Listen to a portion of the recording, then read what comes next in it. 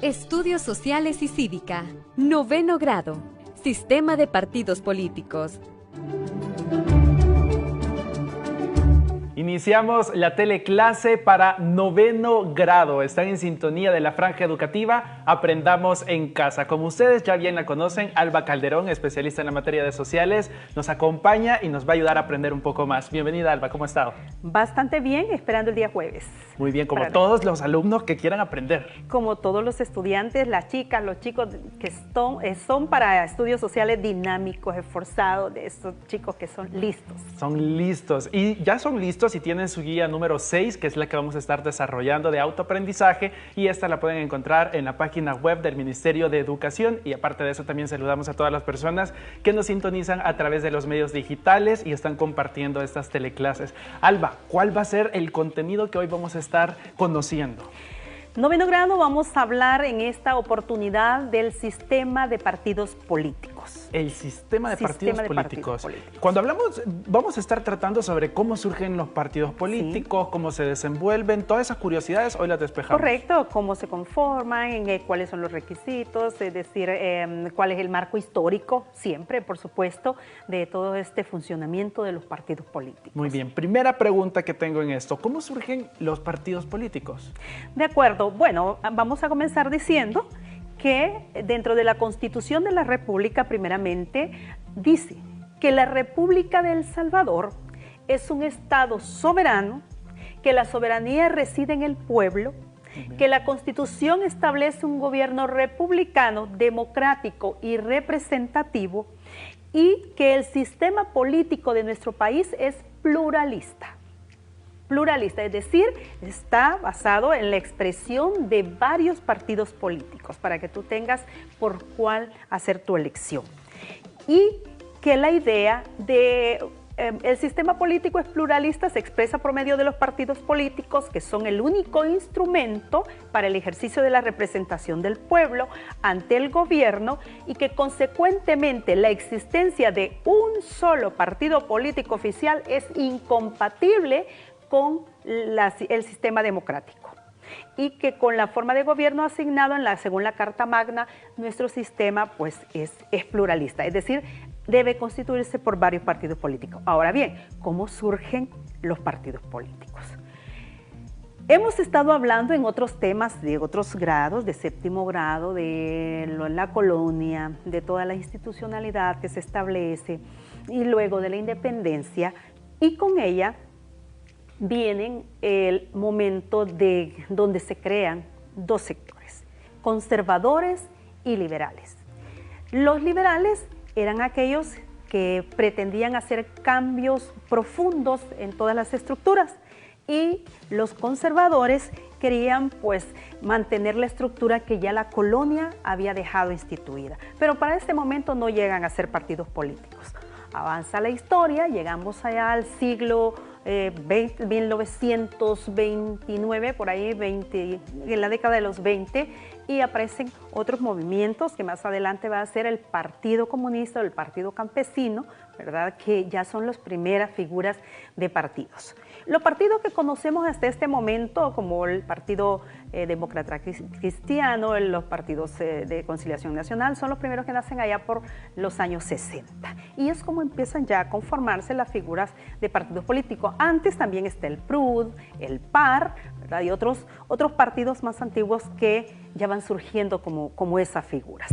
Entonces, esa constitución de figuras también es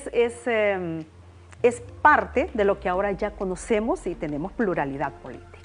Muy bien, y a la mitad del siglo XX ya teníamos también un papel de la mujer dentro de todo esto, porque hay que recordar que fue muy difícil el ingreso de tomarle la palabra, el voto y darle su lugar a la mujer. Fue difícil en todos los sentidos. Imagínate que las personas que iban a votar, por ejemplo, llegaban a una mesa donde estaban las personas que iban a hacer, o que eran postuladas, que eran electas ahí, y tú tenías que decir en voz alta, levantar la mano y decir por quién de las personas iban. Te escuchaban. Todos sabían, no era secreto. Todos sabían. Entonces, para la mujer todavía fue un poco más difícil, porque se creía que se podía manipular el pensamiento de la mujer y que no se le podía dar mucha apertura. pero empiezan las promulgaciones de la famosa Prudencia Ayala, allá por los años 30, que más adelante, en la década de los 50, se le va a dar participación a la mujer a través ya de la Constitución y las reformas que se hacían, se le otorgan esos derechos civiles, políticos. Muy bien, y hablar de todo eso de los partidos políticos, también debemos hablar sobre las regulaciones que tienen estos partidos dentro de la sociedad. ¿Cuáles son esas instituciones que están pendientes del quehacer político de estas instituciones que conforman parte de la sociedad? Sí, solamente termino con esto, con respecto a la pregunta de la mujer, y es que las primeras diputadas que fueron en el país, tenemos a Blanca Alicia Ábalos de Méndez y Rosa Guzmán, son las primeras mujeres diputadas en nuestro país. Ahora, con relación a la pregunta que me hace, la normativa legal, la Constitución de la República como tal ya es la sustentación legal, pero también de ahí nace un código electoral y también una ley de partidos políticos que hacen toda la regulación, las prohibiciones, todas las características, en fin, todo lo que debe formar parte perteneciente o relativo a los partidos políticos. Esto es parte de la normativa que ellos tienen como tal, ¿verdad? Entonces, en la Constitución de la República dice la propaganda, por ejemplo, que es una de las cosas que se regula. Cuando es para los presidentes, ¿verdad? Para el órgano ejecutivo, presidentes y ministros, se comienza 4 meses antes, cuando es para el legislativo 2 meses, cuando es para los señores alcaldes 1 mes antes, en fin, todas esas regulaciones se van estableciendo en todas estas normativas legales. Sí, y es por eso que cuando estamos en un periodo electoral que es previo a las elecciones, cuando se eligen alcaldes, diputados y presidentes, es que nos damos cuenta que siempre están mencionando estas instituciones, sí, estos códigos, estas leyes y estos artículos. Todo está de la mano. Sí, que nacen. También tenemos un Tribunal Supremo Electoral, que es el que lleva también la regulación, ¿verdad?, de estos procesos. Y también los ministros, cuando hablamos de quiénes pueden formar parte de los partidos políticos, sí, tú tienes derechos políticos y puedes formar parte, puedes ser simpatizante, pero no todas las personas pueden optar a cargo público. ¿Por qué? Por ejemplo, los ministros de cualquier culto religioso, Policía Nacional Civil, la Fuerza Armada, no pueden optar a cargos electorales, porque ya la historia tiene un precedente, hubo muchos golpes militares, se instituían golpes de Estado en el país, en fin, no se permite ahora. Y otra cosa que se promulga también es la alternabilidad en el poder. Solamente 5 años. Un presidente, el órgano ejecutivo, no puede estar más de 5 años. Muy bien, ahí está la respuesta, porque no todos podemos ser parte de los partidos políticos o postularse para un cargo público, porque ya están estas restricciones que vienen dadas a raíz de la historia. Y fíjese que tenemos una pregunta, no sé si a usted le suena el nombre Roberto Cañas, y es que él es un analista político y aparte de esto es firmante de los acuerdos de paz, un momento histórico en nuestro país, y le tenemos una pregunta. Bueno, vamos a verlo entonces. Vamos a ver, la pregunta es, ¿cuáles fueron las reformas electorales que surgieron después de la firma de los acuerdos de paz? Veamos qué nos responde. Hola, ¿cómo están? Vamos a hablar de una cuestión fundamental para la democracia en el país, que es la reforma electoral que le dio paso a la democratización del país. Los antecedentes, por supuesto, son importantes para poder entender esta transformación política tan importante en la segunda mitad del siglo XX. Hay que ubicarse primero en el Acuerdo de Ginebra, que es el acuerdo que le da origen a la negociación, donde uno de los objetivos es la democratización del país. Y un paso para democratizar el país es hacer una reforma electoral. ¿Qué hay en reforma electoral? Bueno, en primer lugar, el paso inicial fue el cambiar el juez, el encargado de organizar las elecciones.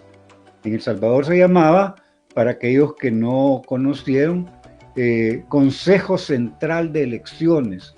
Este Consejo Central de Elecciones fue sustituido por medio de una reforma constitucional por el que conocemos ahora desde 1992 en adelante como el Tribunal Supremo Electoral.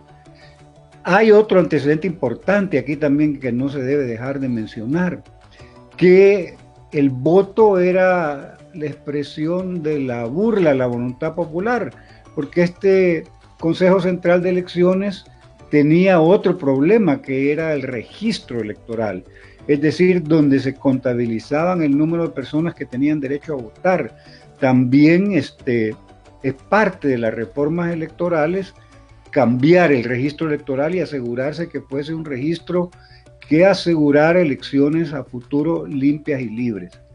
Ahora, la partida de nacimiento de las reformas electorales que están vinculadas a la Constitución, porque hay que cambiar la Constitución, están marcadas por abril de 1991. Y algunos se preguntarán, bueno, y no se firmaron los acuerdos del 16 de enero de 1992, ¿por qué está hablando él de abril de 1991?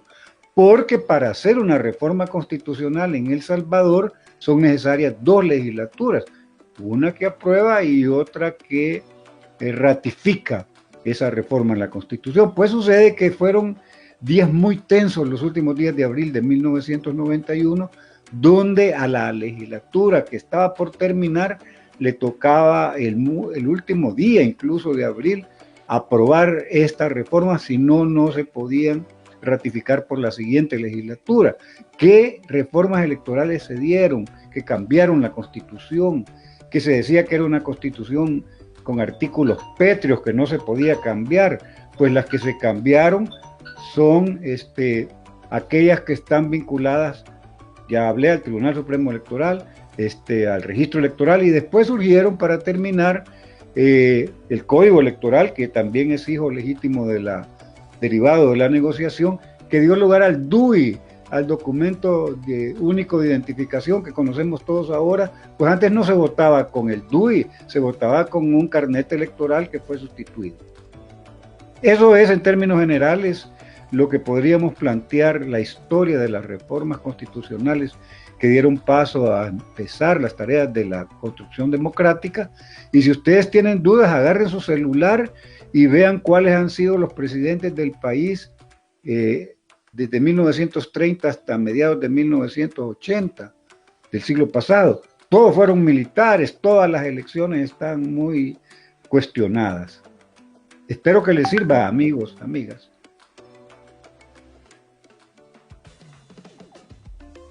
Importante análisis el que hace Roberto Caña, y bueno, es de pensar que fue uno de los firmantes de los acuerdos de paz, donde nuestro país entra en un proceso de democratización y muchas de las instituciones que conocíamos tienen una transición hacia la democracia también, empezando por el Tribunal Supremo Electoral.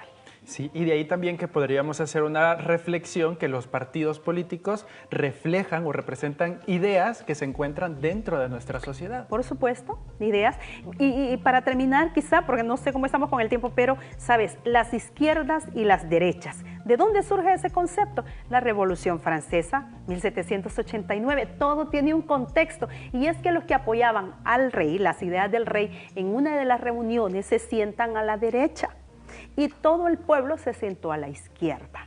Entonces ellos estaban con las ideas revolucionarias de cambio, de terminar con todo ese régimen, y desde entonces queda institucionalizada o queda cimentada la palabra de las izquierdas y la derecha. Todo surge en la Revolución Francesa. Y que son ideas que están en todo el mundo, no solo las escuchamos aquí en nuestro país, sino en todo el planeta. Alba Calderón, un gusto compartir este tema y, por supuesto, cerrando esta franja que está dedicada en esta ocasión a los alumnos de tercer ciclo. De noveno grado. Así que, bueno, todos tenemos derechos políticos, todos podemos participar políticamente, y también la participación política no se reduce nada más al sufragio, sino la participación política a todos los espacios del aula, de la escuela, de la comunidad.